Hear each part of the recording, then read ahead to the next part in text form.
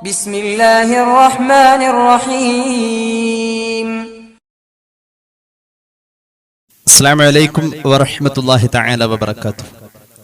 ബിസ്മില്ലാഹ് വൽഹംദുലില്ലാഹ് വസ്സലാത്തു വസ്സലാമു അലാ അഷ്റഫി റസൂലില്ലാഹ് വഅലാ ആലിഹിൽ ഫായിസീന ബിറിദല്ലാഹി അമ്മാ ബഅദ്. സ്നേഹാദരവുകൾ നിറഞ്ഞ സഹോദരങ്ങളെ, സത്യവിശ്വാസികളെ, അള്ളാഹു നമ്മുടെ ഈ സംഗമം സ്വീകരിക്കട്ടെ. നമ്മുടെ പാപങ്ങൾ അള്ളാഹു പൊറുത്തു തരട്ടെ. രോഗങ്ങൾ അള്ളാഹു ശിഫയാക്കട്ടെ. മരണപ്പെട്ടവരുടെ ഖബർ അള്ളാഹു സന്തോഷത്തിലാക്കട്ടെ. തെറ്റുകുറ്റങ്ങൾ അവർക്കും നമുക്കും അള്ളാഹു നിരുപാധികം മാപ്പാക്കി തരട്ടെ. നമ്മുടെയും കുടുംബത്തിന്റെയും ശിഷ്ട ആയുസ് അള്ളാഹു പൊരുത്തപ്പെട്ട വഴിയിലായി ഇസ്സത്തോടെ സന്തോഷത്തോടെ ദീർഘമായി കഴിഞ്ഞ് ഈമാൻ സലാമത്തായി മരിക്കാനുള്ള മഹാഭാഗ്യം അള്ളാഹു നമുക്കെല്ലാവർക്കും നൽകട്ടെ. അള്ളാഹുവിന്റെ ഹബീബ് സല്ലല്ലാഹു അലൈഹി വസല്ലമ തങ്ങളുടെ പാവനമായ സ്മരണകളെ കൂടുതൽ ശക്തിയോടുകൂടി നമ്മുടെ മനസ്സുകൾ ഏറ്റെടുക്കുന്ന ഒരു സന്ദർഭമാണ് പുണ്യമാക്കപ്പെട്ട റബീഉൽ അവ്വൽ മാസം വരുമ്പോൾ ഉണ്ടാകുന്നത്. ഒരു പ്രവാചക പ്രകീർത്തനത്തിന്റെയും പ്രവാചക പ്രണയത്തിന്റെയും ഏറ്റവും ജ്വലിച്ചു നിൽക്കുന്ന കാലയളവായി നമ്മുടെ വയസ്സിൽ ഒരു വർഷത്തിൽ റബീഉൽ അവ്വലിന്റെ സ്ഥാനം വളരെ വലുത് തന്നെയാണ്. നമ്മെ സംബന്ധിച്ചിടത്തോളം അവിടുത്തെ വ്യക്തിപ്രഭാവത്തെ അംഗീകരിക്കുന്നതോടൊപ്പം തന്നെ ആ വ്യക്തിത്വത്തിന്റെ വലിപ്പത്തെ നമ്മുടെ മനസ്സുകൊണ്ട് സ്നേഹിക്കുകയും ബഹുമാനിക്കുകയും ചെയ്യൽ നമുക്ക് നിർബന്ധമാണ്. അള്ളാഹുവിന്റെ സൃഷ്ടികളിൽ അതുപോലെ മറ്റൊന്ന് ഇല്ല എന്നുള്ളതാണ്. ഹബീബായ നബി കരീം സല്ലല്ലാഹു അലൈഹി വസല്ലം തങ്ങളുടെ നിയോഗം തന്നെ നമ്മളൊന്ന് പഠിക്കാൻ ശ്രമിച്ചാൽ ആ നിയോഗത്തിന്റെ അത്ഭുതങ്ങൾ നമ്മുടെ മുന്നിൽ നമ്മുടെ ചിന്തയുടെ പരിമിതിയെ ബോധ്യപ്പെടുത്തി തരികയാണ്. അള്ളാഹുവിന്റെ ഹബീബ് സല്ലല്ലാഹു അലൈഹി വസല്ലം തങ്ങളുടെ നിയോഗം ഇന്ന ഗോത്രത്തിലേക്ക് ഇന്ന നാട്ടിലേക്ക് എന്ന രീതിയിലല്ല. മുൻകഴിഞ്ഞ പ്രവാചകന്മാരുടെയും ഒരു നാട്ടിൽ കാലഘട്ടത്തിൽ വന്നിരിക്കുന്ന നവോത്ഥാന നായകന്മാരുടെയും നേതാക്കളുടെയും ഒക്കെ മത രാഷ്ട്രീയ തലങ്ങളൊന്ന് പഠിച്ചാൽ അതുപോലെയല്ല മുഹമ്മദ് റസൂൽ സല്ലല്ലാഹു അലൈഹി വസല്ലം തങ്ങളുടെ നിയോഗം എന്ന് നമുക്ക് പരിപൂർണമായും ബോധ്യപ്പെടാം. അതിനുവേണ്ടി അള്ളാഹു ഉപയോഗിച്ചിരിക്കുന്ന വാചകങ്ങളെ നമ്മുടെ ബുദ്ധിക്ക് ഉൾക്കൊള്ളാൻ കഴിയുന്നില്ല എന്നതാണ്. അള്ളാഹുവിന്റെ ഖുർആൻ ഹബീബിന്റെ നിയോഗത്തെ കുറിച്ച് പറഞ്ഞിട്ടുള്ളത് നിങ്ങളുടെ ശരീരത്തിൽ നിന്നും എന്നാണ്. ശരീരത്തിൽ നിന്ന് വന്ന നബി എന്ന് പറഞ്ഞത് ലഖദ് ജാഅക്കും റസൂലുൻ മിൻ അൻഫുസിക്കും. ആ ശരീരം എന്നുള്ളത് നബിയോടുള്ള പ്രിയം എത്ര ഉണ്ടാവണം, സ്നേഹം എത്ര ഉണ്ടാവണം എന്നതിലേക്ക് സൂചിപ്പിക്കുന്ന ഒരു പദമാണ് ശരീരം. ജീവനുള്ള ശരീരം എത്ര വിലമതിപ്പുള്ളതാണിത്. നമ്മൾ ഏറ്റവും കൂടുതൽ ബന്ധമുള്ള ആളെ കുറിച്ച് അല്ലെങ്കിൽ നമുക്ക് ഏറ്റവും പ്രിയപ്പെട്ടവനെ പറ്റി പറയും, അതെന്റെ ചോരയാണ്. സഹോദരനെ പറയാറുണ്ടല്ലോ, അതെന്റെ രക്തമാണ്, എന്റെ ചോരയാണ്, എന്റെ കൂടപ്പിറപ്പ് എന്ന് പറയുന്നത്. ഏറ്റവും പ്രിയപ്പെട്ട ആളെ പറയും എന്റെ ജീവനാണ് എന്ന് പറയും. ജീവനായാലും ചോരയായാലും ജീവനുള്ള ഒരു ശരീരത്തിന്റെ ഭാഗമായിട്ട് വരുന്നതാണ്, അല്ലെങ്കിൽ ആ ശരീരത്തിൽ ഉള്ളതാണ്. ജീവനുള്ള ശരീരം, അതേക്കുറിച്ച് എന്തൊക്കെയാണോ നമുക്ക് പറയാനുള്ളത് അത് മുഴുവൻ, അത് നമ്മുടെ സ്വന്തം ശരീരമാണ്. ആ ശരീരത്തിൽ നിന്ന് മുഹമ്മദ് നബി സല്ലല്ലാഹു അലൈഹി വസല്ലം തങ്ങളുടെ നിയോഗം, ആ ശരീരങ്ങളിലേക്കാ നിയോഗം. എന്താ ഇപ്പൊ ഈ വാക്കുകൾക്കും പ്രയോഗങ്ങൾക്കും വ്യാഖ്യാനം കൊടുക്കാൻ കഴിയാ? ഒരു മനുഷ്യന്റെ മനസ്സങ്ങോട്ട് തിങ്ങി നിറയാണ് മുത്തുനബിയെ അവതരിപ്പിക്കുന്ന ഇത്തരത്തിലുള്ള വാക്കുകളിലും പ്രയോഗങ്ങളിലും. ശരീരം മൊത്തവും ആണ് എന്ന് പറയുമ്പോൾ ആ ശരീരത്തിൽ രക്തമുണ്ട്, കരളുണ്ട്. എന്റെ കരളിന്റെ കഷ്ണമാണെന്ന് പറയും, എന്റെ കണ്ണാണ്, എന്റെ കരളാണ്, ഇങ്ങനെയൊക്കെ പറയാറുണ്ട്. ഒക്കെ അംശങ്ങളാ പറയാം, ഭാഗങ്ങളാ പറയാം. മിൻ അൻഫുസിക്കും എന്നാൽ മുത്തുനബി നിങ്ങളുടെ ശരീരത്തിന്റെ മൊത്തവും എന്തോ അതിൽ നിന്നാണ് വന്നിട്ടുള്ളത്. അള്ളാഹു അവിടുത്തെ ഉൾക്കൊള്ളാനുള്ള ഖൽബ് നമുക്ക് തരട്ടെ. അതിനുള്ളൊരു മനസ്സിന്റെ വിശാലത അള്ളാഹു നമുക്ക് തരട്ടെ. അതുകൊണ്ട് ശരീരത്തെക്കാൾ കൂടുതൽ സ്നേഹിക്കണമെന്ന് പ്രമാണം കൃത്യമായി തന്നെ പറഞ്ഞു. ശരീരത്തിൽ നിന്നുള്ളതാണെന്ന് പറയുന്നത് മനുഷ്യന് ബോധ്യമാകുന്ന ഒരു ഭാഷയാണ്. അതിൽ തന്നെ അവന്റെ മനസ്സങ്ങോട്ട് തിങ്ങി നിറയ ആ ആശയങ്ങളുടെ ആഴങ്ങളിലേക്ക് ഇറങ്ങുമ്പോൾ. എന്നാൽ കൃത്യമായി തന്നെ ഖുർആൻ പറഞ്ഞു ശരീരത്തെക്കാൾ സ്നേഹിക്കേണ്ടതുണ്ട് എന്ന്. അല്ലെങ്കിൽ ഹദീസ് വളരെ വ്യക്തമായി തന്നെ പറഞ്ഞു ശരീരത്തെക്കാൾ സ്നേഹിക്കാതെ മുഅ്മിനാവില്ല എന്ന്. നമുക്ക് അനുബന്ധമായ ചില ഭാഗങ്ങളിലേക്ക് ഇൻഷാ അല്ലാഹ് നമ്മുടെ ചർച്ചയെ കൊണ്ടുപോകാം. അള്ളാഹു നമ്മുടെ അറിവിൽ ബറക്കത്ത് നൽകട്ടെ, അമൽ ചെയ്യാനുള്ള തൗഫീഖ് നൽകട്ടെ. ഹബീബായ നബി കരീം സല്ലല്ലാഹു അലൈഹി വസല്ലം തങ്ങൾ ഒരു പ്രതികരണമുള്ള സ്നേഹത്തിന്റെ ഉടമയാണ്. അങ്ങോട്ട് സ്നേഹിച്ചാൽ ഇങ്ങോട്ട് സ്നേഹിക്കും. അങ്ങോട്ടുള്ള സ്നേഹം ഖിയാമത്ത് നാൾ വരെ അനിശ്ചിതം ലോകത്ത് ഉണ്ടാവേണ്ടതാണ്. സൂറത്ത് തൗബയുടെ അവസാന ഭാഗം, ആയത്തുകൾ അവസാനിക്കുന്നത് ഹബീബിനെ കുറിച്ചുള്ള ഒരു പ്രയോഗമാണ്. അഊദു ബില്ലാഹി മിനശ് ശൈത്വാനിർ റജീം. ലഖദ് ജാഅകും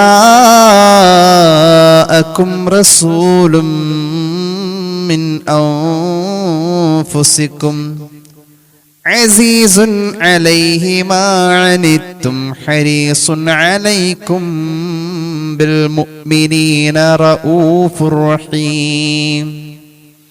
فإن تولوا فقل حسبي الله لا إله إلا هو عليه توكلت وهو رب العرش العظيم. തീർച്ചയായും നിങ്ങൾക്ക് വന്നിരിക്കുന്നത് അല്ലാഹുവിന്റെ റസൂൽ മിൻ അൻഫുസിക്കും, നിങ്ങളുടെ ശരീരത്തിൽ നിന്നും, നിങ്ങളുടെ ശരീരങ്ങളിൽ നിന്നും. നബിയുടെ നിയോഗം പറഞ്ഞു സല്ലല്ലാഹു അലൈഹി വസല്ലം. അങ്ങോട്ടുള്ള സ്നേഹത്തെ കുറിച്ച് പറഞ്ഞു. അത് നമുക്ക് നിർബന്ധം. നമ്മുടെ ശരീരത്തെ സ്നേഹിക്കാറുണ്ടല്ലോ, നമ്മൾ ശരീരത്തെ ഭംഗിയാക്കാറുണ്ടല്ലോ, ശരീരത്തിന് വേണ്ടി ചെയ്യാറുണ്ടല്ലോ. എന്നാൽ മുത്തുനബിയോട് നമുക്ക് വേണം ശരീരത്തെക്കാൾ സ്നേഹവും ആദരവും ബഹുമാനവും എല്ലാം. അങ്ങോട്ട് ചെയ്യപ്പെടുന്ന സ്നേഹം, സമർപ്പിക്കപ്പെടുന്ന ഇഷ്ടം, അവിടെ നിന്ന് പ്രതികരിക്കുന്നത് അതിന്. ഹരീസുൻ അലൈക്കും ബിൽ മുഅ്മിനീന റഊഫുർ റഹീം. നിങ്ങളുടെ കാര്യത്തിൽ വല്ലാത്ത ആഗ്രഹമുള്ള ആളാ മുത്തുനബി സല്ലല്ലാഹു അലൈഹി വസല്ലം. നിങ്ങളുടെ വേദനകൾ അവിടെ നിന്ന് ഏറ്റെടുക്കുന്നതാ. നിങ്ങളുടെ സങ്കടങ്ങൾക്ക് കൂട്ടിരിക്കുന്ന കൂട്ടുകാരനാണ്. എന്തൊരു നിഷ്കളങ്കതയായിരുന്നു ആ ജീവിതം. ആയത്ത് അവസാനിക്കുന്നത് ബിൽ മുഅ്മിനീന റഊഫുർ റഹീം. മുഅ്മിനീങ്ങളോട് കൃപയുള്ള ആളാണ്, മുഅ്മിനീങ്ങളോട് കരുണയുള്ള ആളാണ്. റഊഫ് റഹീം എന്ന വാക്കിൽ പറയപ്പെടുന്ന കൃപയും കരുണയും ഒക്കെ അള്ളാഹുവിന്റെ വസ്ഫുകളെ കുറിച്ച് പറയാൻ ഉപയോഗിക്കുന്ന പ്രയോഗമാണ് കേട്ടോ. അള്ളാഹുവിന്റെ വസ്ഫുകളായ, അള്ളാഹുവിന്റെ ഗുണങ്ങളായ കൃപയും അള്ളാഹുവിന്റെ ഗുണങ്ങളായ കരുണയും ഒക്കെ പറയാൻ വേണ്ടി ഉപയോഗിക്കുന്ന അക്ഷരക്കൂട്ടങ്ങളെ തന്നെയാണ് മുത്തുനബിയുടെ അവാച്യമായ, അതുല്യമായ അവിടുത്തെ ഉമ്മത്തിനോടുള്ള കൃപയും കരുണയും എത്രയുണ്ടെന്ന് വർണ്ണിക്കാൻ വേണ്ടി അള്ളാഹു റബ്ബുൽ ഇസ്സത്ത് അവന്റെ കലാമിൽ കൊണ്ടുവന്നിട്ടുള്ളത്. റഊഫ് റഹീം അള്ളാഹിനെ കുറിച്ച് പറയാറ് സാധാരണ. അത് അള്ളാഹുവിന്റെ ദാത്ത് സിഫത്തുകളോട് യോജിച്ച രീതിയിൽ ഉള്ള റഅഫത്തും റഹ്മത്തുമാ അള്ളാഹുവിനുള്ളത്. അങ്ങനെയൊക്കെ അതേക്കുറിച്ച് വ്യാഖ്യാനിക്കാൻ പറ്റുന്നത്. ഹബീബായ നബി തങ്ങൾക്ക് അത്ര ഇഷ്ട, അത്ര സ്നേഹ, അത്ര കരുണ അവിടുത്തെ ഉമ്മത്തിനോട്. അപ്പൊ അങ്ങോട്ട് സ്നേഹിക്കൽ നിർബന്ധമാണെന്ന് പറഞ്ഞതിന് കൃത്യമായ ഒരു പ്രതികരണം അവിടെ നിന്ന് ഉണ്ട് എന്ന് നമ്മൾ മനസ്സിലാക്കാൻ ഈ ആയത്ത് തന്നെ നമുക്ക് ഏറ്റവും വലിയ അടിസ്ഥാനം, ഏറ്റവും വലിയ ആധാരം. അള്ളാഹു നമുക്ക് തൗഫീഖ് നൽകട്ടെ. ഇനി കേട്ടോളൂ, ഉമ്മത്തിനെ അത്രയും സ്നേഹിച്ചു. ഉമ്മത്തിനോടുള്ള സ്നേഹം തന്നെ പറയാൻ ഒരുപാട് പറയാനുണ്ട്. ഒരൽപ്പം പറയാം. അദാബിന്റെ ആയത്തുകൾ പാരായണം ചെയ്യും. ആ സമയം പൂർവകാല സമൂഹത്തിന് വന്ന അദാബുകൾ, വരുന്ന അദാബുകളെ കുറിച്ചുള്ള ഖുർആന്റെ പരാമർശങ്ങൾ ഓതി വരുമ്പോൾ പൊട്ടിക്കരയുമായിരുന്നു സയ്യിദുനാ റസൂലുള്ളാഹി സ്വല്ലല്ലാഹു അലൈഹി വസല്ലം. പൂർവീക സമുദായത്തിൽ സംഭവിച്ച അദാബുകളെ കുറിച്ചുള്ള ഖുർആന്റെ പരാമർശമുണ്ട്. അതിങ്ങനെ ഓതി വരുമ്പോ കേട്ടോളൂ. സഹീഹ് മുസ്ലിം അൻ അബ്ദുല്ലാഹി ഇബ്നു അംർ ഇബ്നു ആസ് റളിയല്ലാഹു അൻഹു, മഹാനായ സ്വഹാബി പറയാണ്, അല്ലാഹുവിന്റെ ഹബീബ് ഒരിക്കൽ തനിച്ചിരുന്നു ഖുർആൻ ഓതി. അന്ന നബിയ സല്ലല്ലാഹു അലൈഹി വസല്ലമ തആല ഖൗലല്ലാഹി അസ്സ വജല്ല. തനിച്ചിരുന്നു ഖുർആൻ ഓതി. അപ്പൊ പൂർവിക സമുദായത്തിൽ സംഭവിച്ച അദാബുകളെ കുറിച്ചുള്ള പരാമർശമുള്ള ഭാഗം ഓതിക്കൊണ്ടിരിക്കുന്നു. ഇപ്പൊ നബി തങ്ങൾ ഓതിക്കൊണ്ടിരിക്കുന്നത് പരിശുദ്ധമായ ഖുർആനിലെ സൂറത്ത് ഇബ്രാഹിമിന്റെ ആയത്തുകൾ ഓതിക്കൊണ്ടിരിക്കുന്നത്. സൂറത്ത് ഇബ്രാഹിമിൽ മഹാനായ ഇബ്രാഹിം നബി അലൈഹിസ്സലാത്തു വസ്സലാം അള്ളാഹുവോട് സംസാരിക്കുന്ന ഒരു ഭാഗമുണ്ട്, അല്ലെങ്കിൽ അള്ളാഹുവിനോട് ഇബ്രാഹിം നബിയുടെ ആവശ്യങ്ങൾ ഉന്നയിക്കുന്ന ഒരു ഭാഗമുണ്ട്. അത് സൂറത്ത് ഇബ്രാഹിമിലുണ്ട്.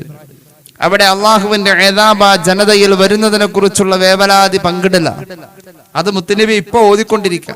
അപ്പൊ ഓർമ്മ വരുന്നത് ആ സമൂഹത്തിൽ ഇറങ്ങിയ ഇദാബിനെ കുറിച്ചുള്ള പരാമർശം പാരായണം ചെയ്യുമ്പോൾ ഇപ്പൊ ഓർമ്മ വരുന്നത് സ്വന്തം സമുദായത്തെ കുറിച്ച്. അവിടെ നിന്നവിടെ കരയും, അവിടെ നിന്നുകൊണ്ട് കരയും.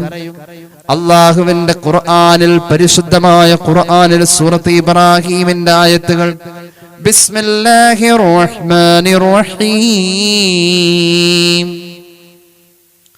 وإذ قال إبراهيم رب اجعل هذا البلد آمنا واجنبني وبني أن نعبد الأصنام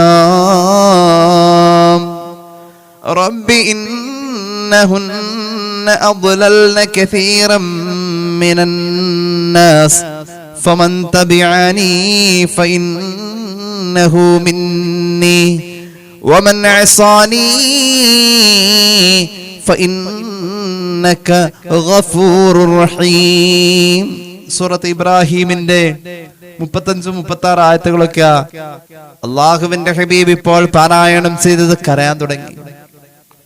ഇബ്രാഹിം നബി അവിടുത്തെ സമൂഹത്തെ കുറിച്ച് അള്ളാഹുവോട് പരാതി പറഞ്ഞ് അവർ വഴിതെറ്റിപ്പോയതിൽ അള്ളാഹുവോട് വിലപിക്കുന്ന വാക്കുകൾ, ശേഷം അവരെ പ്രാപിക്കാൻ പോകുന്ന ഇദാബിന്റെ കെടുതിയെ കുറിച്ച് ആഴത്തിൽ ചിന്തിച്ച ഇബ്രാഹിം നബിയുടെ സങ്കടങ്ങൾ ഇബ്രാഹിം നബി റബ്ബുമായി പങ്കുവെക്കുന്നതിനെ കുറിച്ച് പറയുന്ന സൂറത്ത് ഇബ്രാഹിമിന്റെ ആയത്തുകൾ മുത്തുനബി ഓതി. മറ്റൊരു സന്ദർഭത്തിൽ ഓതിയത് ഈസ നബിയുടെ വാക്കുകളാണ്. ഈസ നബി വിലപിച്ച് പറഞ്ഞ വാക്കുകൾ ഖുർആനിൽ ആയത്തായുണ്ട്. ആ ചരിത്രത്തിന്റെ ഉദ്ധരണി പറയുമ്പോ ഇൻ തുഅദ്ദിബുഹും ഫഇന്നഹും ഇബാദുക വഇൻ തഗ്ഫിർ ലഹും ഫഇന്നക അൻതൽ അസീസുൽ ഹകീം.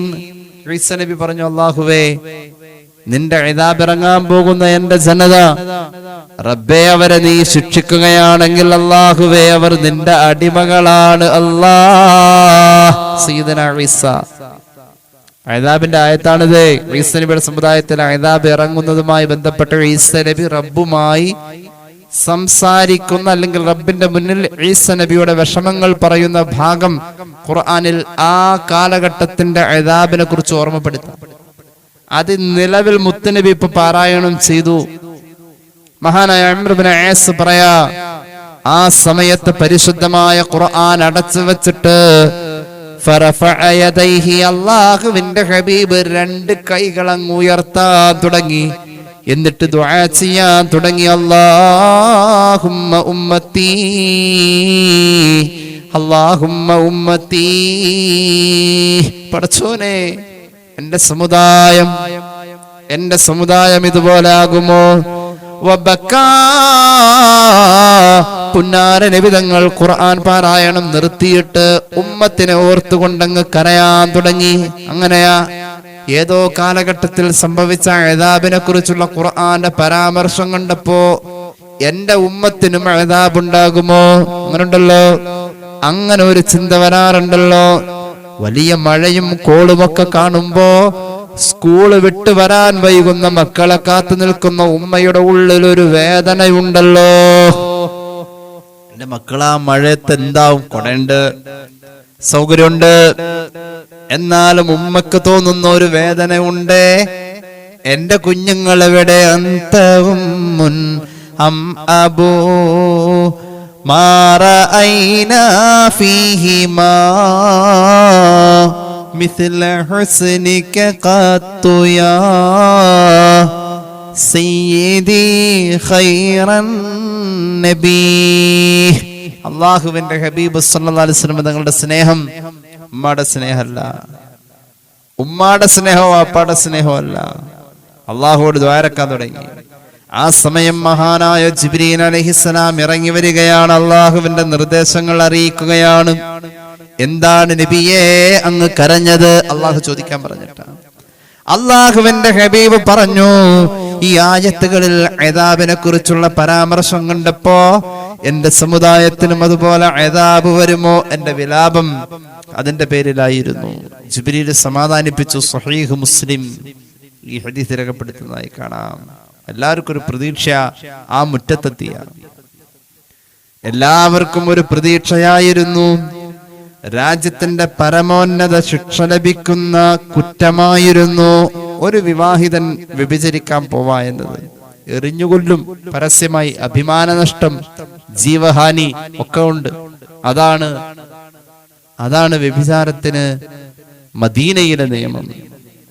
ന്യായാധിപന്റെ മുന്നിൽ വരുമ്പോഴും ഒരു പ്രതീക്ഷയുണ്ട്. കരുണയുടെ പ്രതീക്ഷ, പ്രാർത്ഥനയുടെ പ്രതീക്ഷ, ചേർത്ത് പിടിക്കലിന്റെ പ്രതീക്ഷ, പശ്ചാത്തപിക്കുന്നവന്റെ കൂടെ നിൽക്കുന്ന ഒരു പ്രതീക്ഷ. അള്ളാഹുവിന്റെ ഹബീബിന്റെ മുന്നിലേക്ക് വരികയാണ് മഹാനായ മാഇസ് ബിൻ മാലിക് റളിയല്ലാഹു അൻഹു. വലിയ മഹാനാ. അബദ്ധം പറ്റി മുത്തുനബിയുടെ മുന്നിൽ വരാൻ, അവിടെ വന്ന് തുറന്നു പറയാൻ കാണിച്ച ഒരു മനസ്സുണ്ടല്ലോ. രക്ഷപ്പെടാൻ 5ഓളം പഴുതുകൾ കാണിച്ചു കൊടുത്തു.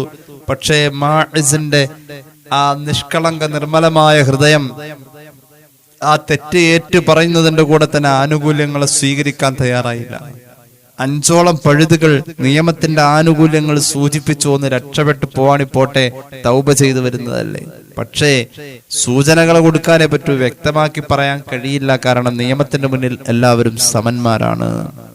ബുദ്ധി ഉണ്ടെങ്കിൽ ആ ബുദ്ധി വെച്ച് രക്ഷപ്പെടാമെങ്കിൽ രക്ഷപ്പെട്ട് ആ പശ്ചാത്താപത്തിൽ തന്നെ കഴിഞ്ഞാൽ പിന്നീട് ആ തെറ്റ് ആവർത്തിക്കില്ലെങ്കിൽ ഒരു ജീവിതം നഷ്ടപ്പെടാതിരിക്കുമല്ലോ എന്ന ഒരു കരുണയുടെ, ഒരു സ്വാന്തനത്തിന്റെ, ചേർത്തുപിടിക്കലിന്റെ, ഒരു സ്നേഹം പങ്കിടലിന്റെ ആൾരൂപമായി മാറി 5 പഴുതുകൾ കാണിച്ചു കൊടുത്തു മുഹമ്മദ് റസൂൽ സ്വല്ലല്ലാഹു അലൈഹി വസല്ലം. സ്വഹീഹ് മുസ്ലിമിലെ ഹദീസ് കാണാം.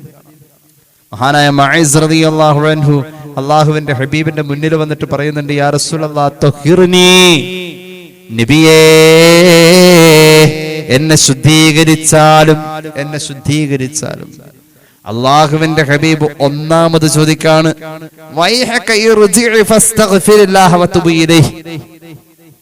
റസൂലുള്ളാഹിക്ക് മനസ്സിലായി വ്യഭിചരിച്ചു വരുന്നതെന്ന് സ്വല്ലല്ലാഹു അലൈഹി വസല്ലം. ഉടനെ പറഞ്ഞു, പൊയ്ക്കോ, തിരിച്ചു പൊയ്ക്കോ, അള്ളാഹുവോട് തൗബ ചെയ്താൽ മതി.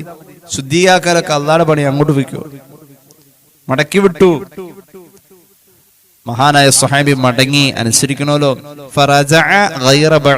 മടങ്ങിപ്പോയിക്കോന്ന് പറഞ്ഞാൽ മടങ്ങിപ്പോകണം. മടങ്ങിപ്പോകൽ കുറച്ചങ്ങോട്ട് നടന്നിട്ട് തിരിച്ചങ്ങോട്ട് പോകുന്നു. മടങ്ങിപ്പോകലുണ്ടായി, പറഞ്ഞതനുസരിച്ചു. തിരിച്ചു പിന്നെയും വന്നു. എന്നിട്ട് രണ്ടാമത് ചോദിച്ചു, യാ റസൂലല്ലാഹ് തുഖിറിനി, എന്നെ ശുദ്ധീകരിക്കു നബിയേ. അപ്പൊ നബി തങ്ങൾ രണ്ടാമത് പറഞ്ഞു, പൊയ്ക്കോ, നിന്റെ കാര്യം കഷ്ടം. വൈഹക് ഇർജിഇ ഫസ്തഗ്ഫിരില്ലാഹ വതുബ് ഇലൈഹി, മടങ്ങിപ്പോയിക്കോ മോനെ, അള്ളാഹുവോട് തൗബ ചെയ്താൽ മതി. മഹാനവറുകൾ 2ാം വട്ടവും മടങ്ങി. പിന്നെ 3ാമത് വന്നിട്ട് പറഞ്ഞു, യാ റസൂലല്ലാഹ് തുഖിറിനി. അള്ളാഹുവിന്റെ ഹബീബ 3ാം വട്ടം സ്വഹാബിയോട് ചോദിച്ചു, മോനെ നിനക്ക് വല്ല ഭ്രാന്തുമുണ്ടോ? നിന്നെ ഞാൻ എന്തിനാ ശുദ്ധീകരിക്കുന്നത്? നിനക്ക് വല്ല ഭ്രാന്തുമുണ്ടോ? സ്വഹാബിയോട് ചോദിച്ചു. അങ്ങനെ 3-4 പ്രാവശ്യം ആ സ്വഹാബി പിന്നെ പറഞ്ഞു, നബിയേ ഞാൻ ഭ്രാന്തനല്ല, നിന്നെ ഞാൻ എന്തിനാണ് ശുദ്ധീകരിക്കേണ്ടത്? ആ സ്വഹാബി പറഞ്ഞു, ഞാൻ തെറ്റ് ചെയ്തു നബിയെ. തെറ്റ് പറയുന്നതിന് മുമ്പ് വീണ്ടും ചോദിച്ചു. 5ാമത് ഹബീബിന്റെ ആനുകൂല്യം കണ്ടോ? അബിഹി അശ്രിബ ഖംറാ. ഈ സ്വഹാബി ശ്രേഷ്ഠൻ കള്ളു കുടിച്ചിട്ടുണ്ടാവും. കള്ളു കുടിച്ചതിന്റെ ശിക്ഷ വ്യഭിചരിച്ചു വന്നതിന്റെ താഴെ, ജീവഹാനിയില്ല, തല്ലുമായിരിക്കും. എന്നാലും മരണം വരെ കല്ലെറിഞ്ഞു കൊല്ല എന്ന നിയമത്തിന്റെ കഠിനമായ അവസ്ഥയില്ല. അപ്പൊ മറ്റു പല സ്വഹാബികൾ ചെന്നുകൊണ്ട് ചെക്ക് ചെയ്തു. അപ്പൊ വായ മണത്തി നോക്കി, കള്ളിന്റെ സ്മെല്ലൊന്നുമില്ല, ലഹരി ബാധിച്ച ലക്ഷണമില്ല. ആള് കൂടാൻ തുടങ്ങി. 5 ആനുകൂല്യങ്ങൾ മഹാനായ നബിതങ്ങൾ സല്ലല്ലാഹു അലൈഹി വസല്ലം മാഇസ് ബിൻ മാലിക് റളിയല്ലാഹു അൻഹുവിന് കാണിച്ചു കൊടുത്തു. മഹാനായ മാഇസ് ബിൻ മാലിക് റളിയല്ലാഹു അൻഹു നിയമത്തിന്റെ 5 ആനുകൂല്യങ്ങളെയും വേണ്ടെന്ന് വെച്ചു. ചോദിച്ചു, വ്യക്തമായി തന്നെ ചോദിച്ചു, സനൈത, നീ വ്യഭിചരിച്ചോ? ഉവ്വ നബിയെ, ഞാൻ വ്യഭിചരിച്ചു. അപ്പോഴാണ് ഹബീബായ നബി തങ്ങൾ കല്ലെറിഞ്ഞു കൊല്ലുക എന്ന അലംഘനീയ നിയമത്തെ അവിടെ വെച്ചുകൊണ്ട് പ്രഖ്യാപിക്കുന്നത്. മഹാന്മാരായ സഹാബത്ത് കല്ലെറിഞ്ഞു. മഹാനായ മാഇസ് ഷഹീദായി, അല്ലെങ്കിൽ മരണപ്പെട്ടു. മഹാനായ മാഇസ് റളിയല്ലാഹു അൻഹു മരണപ്പെട്ടു കഴിഞ്ഞപ്പോൾ സ്വഹാബികൾ രണ്ട് ചേരിയായി, അനുകൂലിച്ചും പ്രതികൂലിച്ചും പറയുന്ന അവസ്ഥയായി. 2-3 ദിവസം കഴിഞ്ഞു. 2-3 ദിവസം ഫലബിസു ബിദാലിക യൗമൈനി ഔ സലാസതൻ. 2-3 ദിവസം കഴിഞ്ഞപ്പോ അല്ലാഹുവിന്റെ ഹബീബ് സ്വഹാബികൾ എല്ലാരും കൂടിയിരിക്കുന്ന സദസ്സിലേക്ക് വന്നു. ഫസല്ലമ, സലാം ചൊല്ലി. എന്നിട്ട് അവരുടെ ഇടയിൽ ഇരുന്നിട്ട് പറഞ്ഞു, മാഇസിനെ കുറിച്ച് റസൂലുള്ളാഹിയുടെ നിലപാട് എന്താണെന്നറിയുമോ? ഇസ്തഗ്ഫിറൂ ലിമാഇസ് ഇബ്നു മാലിക്. മാഇസ് ഇബ്നു മാലിക്കിന് വേണ്ടി നിങ്ങൾ പൊറുക്കൽ തേടിക്കോ, ആഖിറത്തിൽ പദവി കയറാൻ തേടിക്കോ. സ്വഹാബികൾ അല്ലാഹുവിന്റെ ഹബീബ് പറഞ്ഞതല്ലേ, മഹാനവറുകൾക്ക് വേണ്ടിയിട്ട് പൊറുക്കാൻ തേടൽ തുടങ്ങി. ഗഫറല്ലാഹു ലിമാഇസ് ഇബ്നു മാലിക് ഫഖാലൂ ഗഫറല്ലാഹു ലിമാഇസ് ഇബ്നു മാലിക്. മാഇസ് ഇബ്നു മാലിക്കിന് അല്ലാഹുവേ പൊറുക്കണേ, അല്ലാഹു പൊറുത്തു കൊടുക്കട്ടെ. സ്വഹാബത്ത് ദുആയിരുന്നു. അല്ലാഹുവിന്റെ ഹബീബ് പറഞ്ഞു, ലഖദ് താബ തൗബതൻ ലൗ ഖുസിമത് ബൈന ഉമ്മത്തിൻ ലവസിഅതുഹും. എന്റെ പ്രിയപ്പെട്ട മാഇസ് കുറ്റബോധത്തോടുകൂടെ എന്റെ മുന്നിൽ വന്നിട്ട് വ്യഭിചാരത്തിന്റെ കുറ്റസമ്മതം നടത്തുമ്പോ ആ ഹൃദയം എനിക്ക് കാണാമായിരുന്നു. സ്വഹാബ, മഹാനായ മാഇസിന്റെ നെഞ്ചിടിപ്പ് എനിക്കറിയാമായിരുന്നു. മാഇസിന്റെ തൗബയുടെ ആഴം എനിക്കറിയാം. മാഇസ് ഒറ്റയ്ക്ക് ചെയ്ത തൗബയുണ്ടല്ലോ, ഒരു സമൂഹത്തിന്റെ മുന്നിൽ അങ്ങ് വീതം ചെയ്തു വെച്ചു കഴിഞ്ഞാൽ മാഇസിന്റെ തൗബയുടെ വിശാലത വലുതു തന്നെയാ. സയ്യിദുനാ റസൂലുള്ളാഹി, മഹാനായ മാഇസ് അത്രയും തൗബ ചെയ്തു. മാഇസിനും ചെന്ന് ചേരാനുള്ളത് അല്ലാഹുവിന്റെ ഹബീബിന്റെ മുന്നിൽ ഒരു പ്രതീക്ഷയാണ്. ആഖിറം രക്ഷപ്പെടാൻ ആ പ്രതീക്ഷ വേണം. മഹാനായ മാഇസ് ചെന്നു, അബ്ദുക്കൽ മിസ്കീനു യർജു ഫളലകൽ ജമ്മൽ ഗഫീറു ഫീക ഖദ് അഹ്സൻതു ളന്നി യാ ബശീറു യാ നദീറു. നബിയേ, അങ്ങയിൽ ഞങ്ങളുടെ പ്രതീക്ഷ വലുത് തന്നെയാ. ഫീക ഖദ് അഹ്സൻതു ളന്നി. നബിയെ, അങ്ങയിലുള്ള ഞങ്ങളുടെ പ്രതീക്ഷ അത് വലുത് തന്നെയാ. എല്ലാവർക്കും വല്ലാത്ത പ്രതീക്ഷയാ മുത്ത് നബി സല്ലല്ലാഹു അലൈഹി വസല്ലം. നമുക്കും പ്രതീക്ഷ തന്നെയല്ലേ?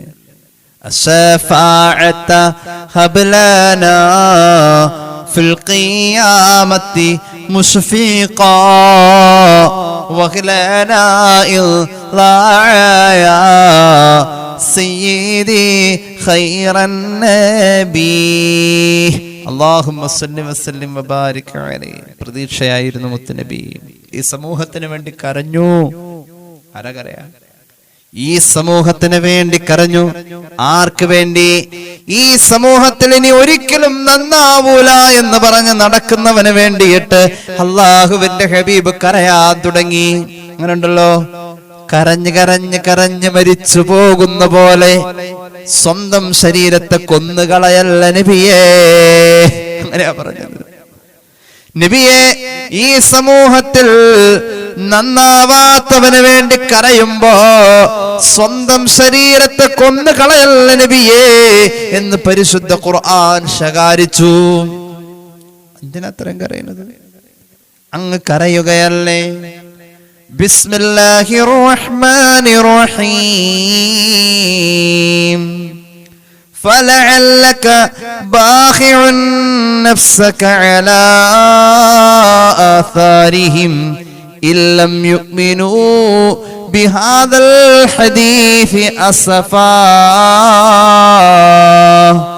إنا جعلنا ما على الأرض زينة لها لنبلوهم أيهم أحسن عملا. സൂറത്തുൽ കഹ്ഫിന്റെ ആദ്യ ഭാഗങ്ങളായത്. സ്വന്തം ശരീരത്തെ കൊന്നുകളയല്ല നബിയേ, അവര് നന്നായിക്കോളും. അവര് നന്നാവാത്തതിൽ ഇത്ര വിഷമിക്കണ്ട. നബിയെ സ്വന്തം ശരീരത്തെ കൊന്നുകളയല്ലേ പരിശുദ്ധ ഖുർആൻ. ചിലരുണ്ട് ദുഃഖം സഹിക്കാതെ വരുമ്പോ ഹൃദയം പൊട്ടി മരിക്കുന്നു എന്ന് പറയാറുണ്ടല്ലോ. കണ്ടു നിന്ന ആള് കുഴഞ്ഞു വീണ് മരിച്ചു, അങ്ങനെ നമ്മൾ വാർത്ത വായിക്കാറുണ്ട്. അങ്ങനെ സംഭവിക്കരുത് നബിയെ. സ്വന്തം ശരീരത്തെ നശിപ്പിക്കല്ലേ, കൊന്നുകളയല്ലേ നബിയെ. അലാ ആസാരിഹിം, വിശ്വസിക്കാത്തവന്റെ പിന്നാലെ പോയിട്ട് ഇല്ലം യുഅ്മിനൂ ബിഹാദൽ ഹദീസി ഹസഫാ, ദുഃഖത്തിനാൽ അവർ വിശ്വസിക്കാത്തതിന്റെ പേരിൽ സ്വന്തം ശരീരത്തെ കൊന്നുകളയല്ല നബിയെ. ഇതൊരു പരീക്ഷയുടെ ലോകമാ, ഇതൊരു പരീക്ഷണത്തിന്റെ ഘട്ടമാ. ദുനിയാവ് അങ്ങനെയല്ലേ, ദുനിയാവ് ഒരു പരീക്ഷണമാണ്.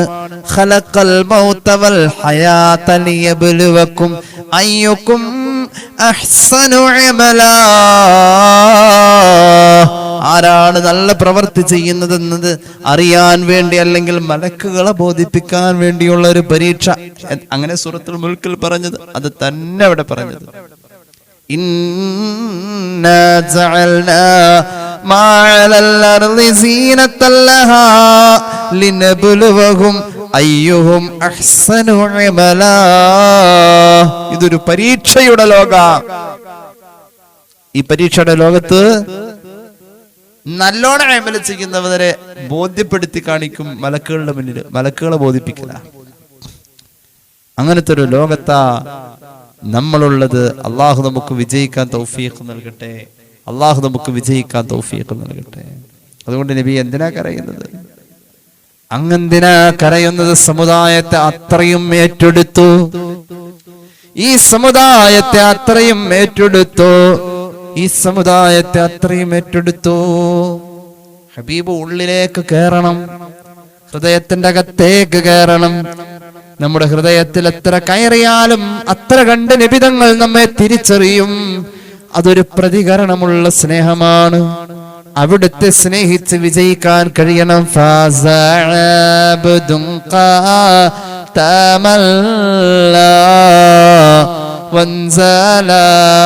അൻഹുൽ ഹുമൂമു ഫീക യാ ബദ്റുൻ തജല്ലാ ഫലകൽ വസ്ഫുൽ ഹസീനു യാ നബി സലാം അലൈക്കും യാ റസൂൽ സലാം അലൈക്കും യാ ഹബീബ് സലാം അലൈക്കും സ്വലവാത്തുല്ലാഹി അലൈക്കും. നിങ്ങളിൽ ആരും മുഅ്മിനല്ല, ഈമാനാണല്ലോ. നിങ്ങളിൽ ആരും മുഅ്മിനല്ല. ഹത്താ അകൂന അഹബ്ബ ഇലൈഹി, അവന്റെ ഏറ്റവും പ്രിയപ്പെട്ടത് ഞാനാവണം. അത് വെറുതെയല്ല, കൈപിടിച്ചുയർത്താൻ നബിയേ ഉള്ളൂ. നാളെ മഹ്ശറയുടെ കൊടും ചൂടിൽ കൈപിടിച്ചുയർത്താൻ. ജനങ്ങളിൽ എന്നോട് ഏറ്റവും ബന്ധം, ഖിയാമത്ത് നാളിൽ ഞാൻ ഏറ്റവും തിരിച്ചറിയുന്നത് ആരെയെന്നറിയുമോ? ഔലന്നാസി ബി യൗമൽ ഖിയാമ. ഇമാം അബൂ ദാവൂദ് ഉദ്ധരിക്കുന്നുണ്ട് ഹദീസ്. ഖിയാമത്ത് നാളിൽ എന്നോട് ഏറ്റവും ബന്ധം ആർക്കെന്നറിയുമോ? അക്സറുഹും അലയ്യ സ്വലാ, എന്റെ പേരിൽ ഏറ്റവും കൂടുതൽ സ്വലാത്ത് ചൊല്ലുന്നവരാ. എന്റെ പേരിൽ ഏറ്റവും കൂടുതൽ സ്വലാത്ത് ചൊല്ലുന്നവർ. ചൊല്ലാലോ റബീഉൽ അവ്വൽ 100 വട്ടം ചൊല്ലാലോ ഇബ്രാഹിമിയ സ്വലാത്ത്.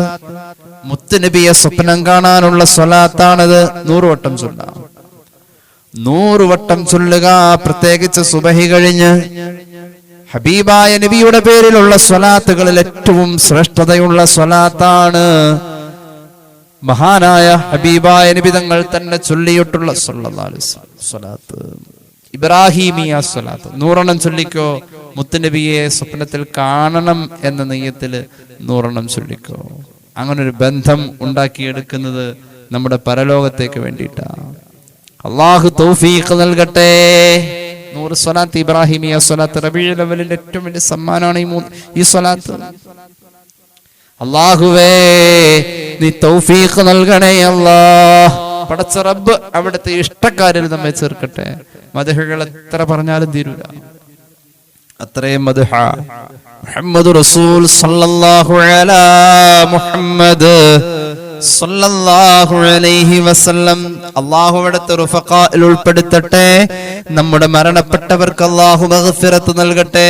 സ്വലാത്തിനെ ഓർമ്മപ്പെടുത്തുന്ന ഒരുപാട് ജീവിതങ്ങൾ കഴിഞ്ഞു പോയിട്ടുണ്ട്. നമുക്ക് വേണ്ടപ്പെട്ടവരൊക്കെ ഒരുപാട് സ്വലാത്ത് മൗലൂദൊക്കെ ഓതിയവരുണ്ട്. മദ്ഹിൽ ചേരണം, സ്വലാത്തിൽ കൂടണം. പ്രത്യേകിച്ച് ഇബ്രാഹിമിയ സ്വലാത്ത് കളയണ്ട.